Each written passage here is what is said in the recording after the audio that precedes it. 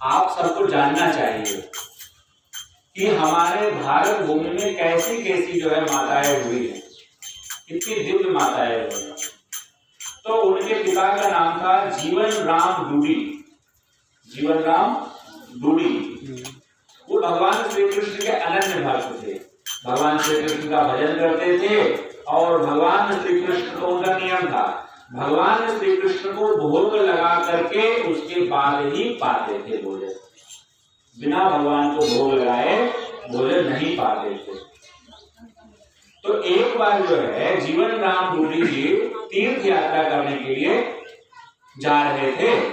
तो उन्होंने अपनी बेटी को कहा कि बेटी, मैं तीर्थ के लिए जा रहा हूं, अब आप घर में साफ सफाई का काम, ठाकुर जी का पूजा करने का काम और उनको भोग लगाने का काम आपका है। जब तक मैं वापस नहीं आ जाता हूं तो आप ही भगवान को भोग लगाओ। और ध्यान रखो, भगवान को खिलाने के बाद ही खाना। और उस वक्त जो था बिटिया का उम्र 6-7 वर्ष का था। तो जब पिताजी चले गए तो जैसे वो सोती वैसे ठाकुर जी को सुलाती। तो उसे लगा कि ठाकुर जी भी हमारे ही तरह खाते होंगे। तो उन्होंने खिचड़ी बनाई और खिचड़ी बना करके और उन्होंने भगवान कृष्ण के सामने रख दिया और भगवान श्री कृष्ण को कहा कि आप खा लीजिए। मेरे बाबूजी ने कहा है कि जब तक ठाकुर जी खा नहीं लेंगे तो तुम खाना नहीं। और काफी देर वो दूसरे काम में लगी रही, झाड़ू में, पोछा में, सफाई में। फिर आकर के देखी तो भगवान खाए नहीं है। मन में सोची कि हो सकता है कि कन्हैया को भूख नहीं लगी है तो थोड़ा देर के बाद खा लेंगे। लेकिन फिर 12-1 बज गए, फिर गए देखने के लिए तो फिर नहीं खाए भगवान। तो बोले कि लल्ला, क्या इसमें जो है घी कम रह गई क्या खिचड़ी में? तो थोड़ा घी लेकर के आई, उस खिचड़ी में घी भी डाल दियो। हो सकता है कि थोड़ा घी ज्यादा डाल देंगे तो खा लेंगे। लेकिन शाम हो गया, अभी थाली वैसी ही वैसी रखी हुई है। तो बोली कि ठाकुर जी, आपको भूख लगी नहीं लगी, मुझे बहुत भूख लग गई है, लेकिन आप नहीं पाओगे तो मैं भी नहीं पाऊंगी। और ये कह करके वो रोने लगी। अब भगवान श्री कृष्ण जो है उनसे रहा नहीं गया।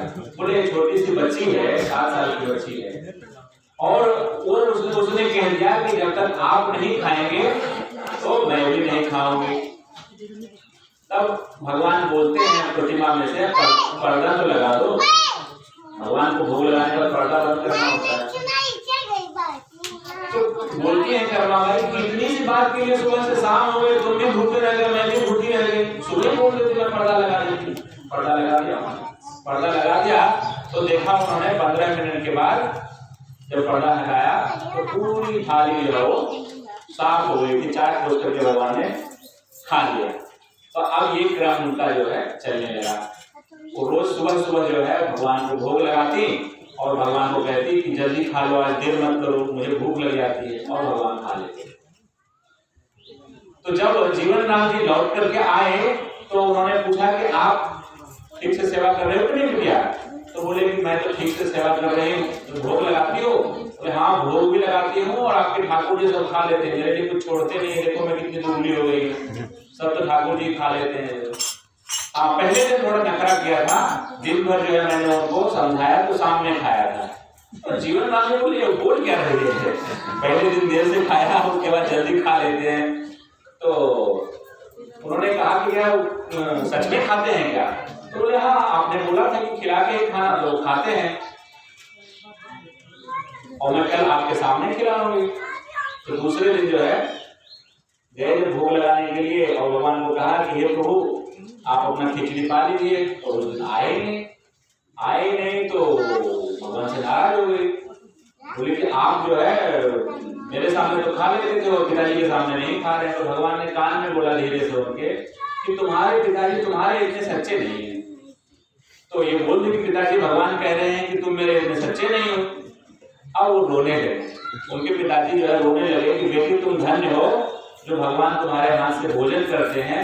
और वो विलाप करने लगे कि हे प्रभु, मैं मानता हूं कि मैं सच्चा नहीं हूं, लेकिन मैं सच्चा बनूं तो कैसे बनूं? आपकी कृपा के बिना मैं कैसे सच्चा बन सकता हूं? जैसे एक गाय का छोटा बच्चा जो होता है, उसका जन्म होता है तो वो गंदा होता है, उसके शरीर पे जो है बहुत सारे गर्भ के जो है उनके मल लगे रहते हैं, मूत्र लगे रहते हैं, तो कैसे सफाई होती है उसकी? कौन नहलाता है? गाय चाटती है उसकी माँ ही उसको चाट पूछ करके बिल्कुल चकाचक साफ कर देती है। तो ये भाव करके जो है जीवन राम जी भगवान के सामने पुकार करने लगे कि हे प्रभु, आप ही मुझको पवित्र बनाओ, सच्चा बनाओ, मेरे हृदय से हर प्रकार के अनर्थ को आप चाट करके उसी प्रकार साफ कर दो जिस प्रकार की एक गाय अपने बच्चे को साफ करती है। और जब जीवन राम जी के आंसू को भगवान ने देखे तो भगवान उनकी सरलता के ऊपर और उनकी दीनता के ऊपर रीझ गए और भगवान प्रकट होकर के और दोनों को, पिता पुत्री दोनों को दर्शन दिया और दोनों के सामने भगवान ने महाप्रसाद को पाया। और फिर क्या हुआ कि कालांतर में जब जीवन राम जी का शरीर पूरा हो गया और कर्माबाई भी जब वृद्ध हो गई तो तीर्थ करने के लिए निकली। तो तीर्थ करने के लिए राजस्थान से वो पैदल चल चल के जगन्नाथपुरी गई और जगन्नाथपुरी में भगवान जगन्नाथ जी के मंदिर के समीप ही उन्होंने झोपड़ी बनाया और वहीं रहने लगी। और वहां रह करके सुबह सुबह वो भगवान को जब उन्होंने मंदिर में दर्शन करने के लिए गई तो उन्होंने देखा कि विधि विधान करते करते जो है यहाँ का जो पंडा है वो 11 बजा देता है। और ये तो वात्सल्य भाव में थी, भगवान से प्रेम करती थी। तो इन्होंने विचार किया कि भगवान को इतनी भूख लग जाती है, मेरे लल्ला को इतनी भूख लग जाती है और ये लोग 11 बजे तक फूल माला ही चढ़ाते रहते हैं, क्या हमारे ठाकुर जी फूल माला खा करके उनका पेट भरेगा क्या? तो ऐसा विचार करके जो है वो बोले ठाकुर जी को कि कल से तुम मेरे घर पे आ जाना, मैं सुबह 7 बजे तुम्हारे लिए खिचड़ी बना दूंगी। तो दूसरे दिन से वो अपने झोपड़ी में बाजरे की खिचड़ी बनाने लगी।